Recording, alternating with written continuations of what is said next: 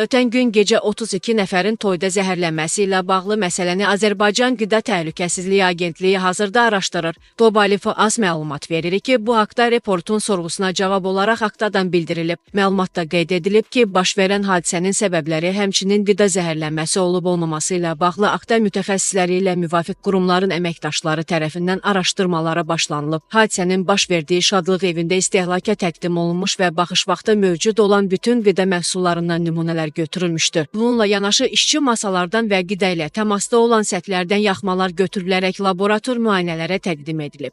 Hazırda araşdırma davam etdirilir. Araşdırmaların nəticələri ilə bağlı əlavə məlumat veriləcək. Dəqiqləşdirilməmiş bakterial qida zəhərlənməsi diaqnozu ilə 32 nəfər, 23 qadın, 9 kişi kliniki tibbi mərkəzin təcili və təxirəsalınmaz tibbi yardım şöbəsinə yerləşdirilib. Onun sözlərinə görə xəstələrə tibbi xidmətlər göstərilib, mədələri yuyulub. İnfeksionist baxışı olub. Zəruri tibbi xidmətlərdən sonra onların hər biri evə buraxılıb.